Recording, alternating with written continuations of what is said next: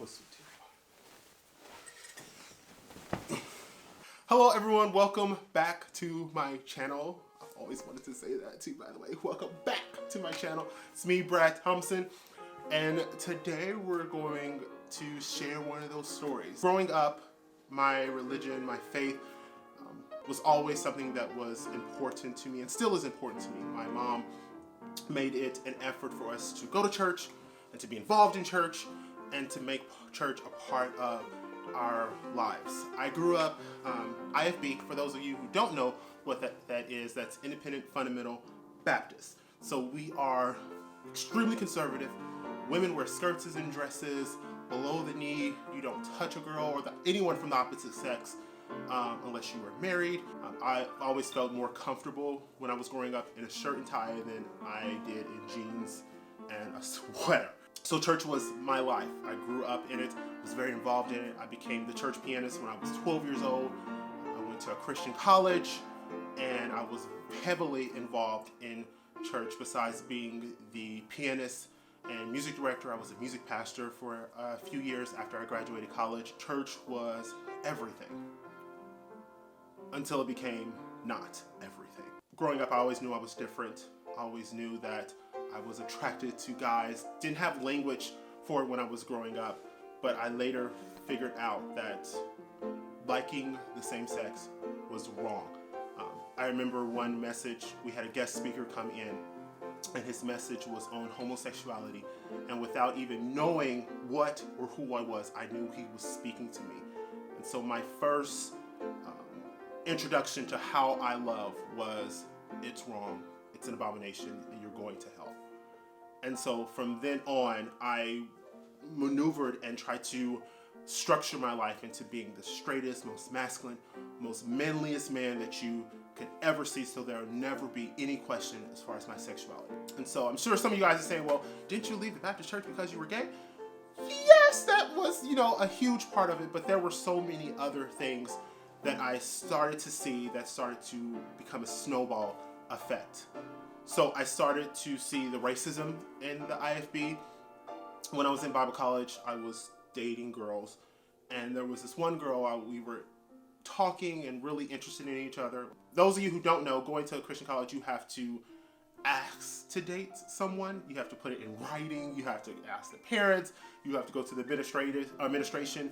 So we went to the administration and said, hey, we've been talking for a few months and we want to take this relationship to the next level.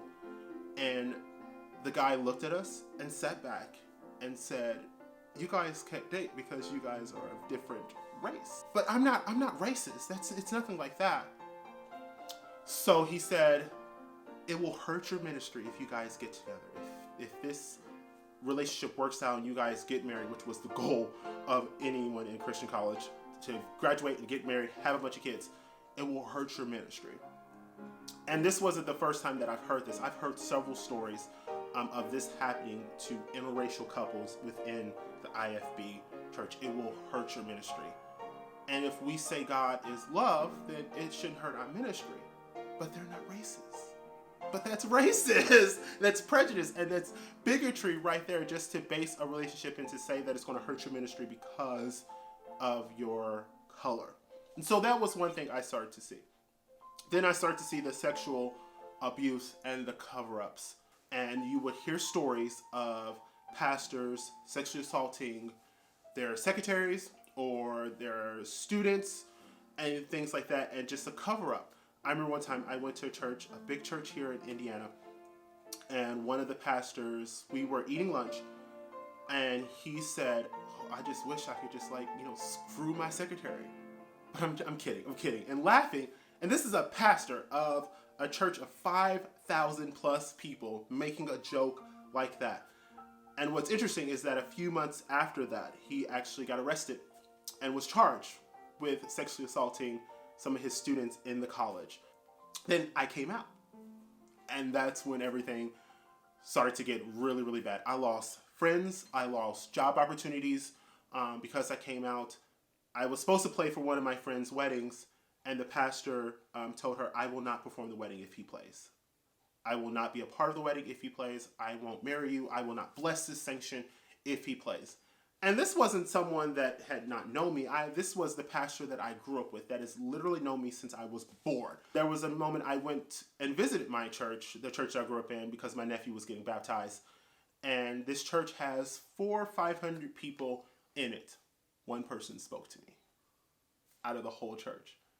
And again, I wasn't just a normal member. I was on staff at this church. I played for weddings. I had taught some of their kids.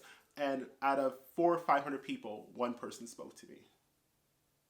There's a podcast that I listen to called the Preacher Voice Podcast, and he has exposed the IFB, and I'll link his information down below.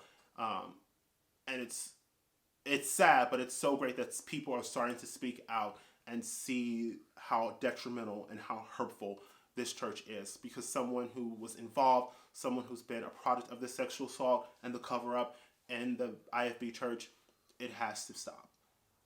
And I don't want anyone to think that the church is bad, because there are some great churches out there. I'm a part of a great church right now who is open and accepting and loving and sees me for me and doesn't expect anything else, just me. Christianity is so much more than just the people. And there are some bad people out there, and there are some people that give Christianity a bad name. But overall, from what I've seen in my own personal life and as a Christian, we are not the same. So I just want to share that story to say, speak out. If you see something, say something. Don't be afraid to speak your truth. Don't be afraid to speak out, because those stories need to be told. If you have any stories about the IFB church, just leave them in the comments, and I want to hear your stories. I want to read those stories, or anyone who's dealing with sexual assault, or anyone like that. I want to be a spokesperson for that. I want to be there for you.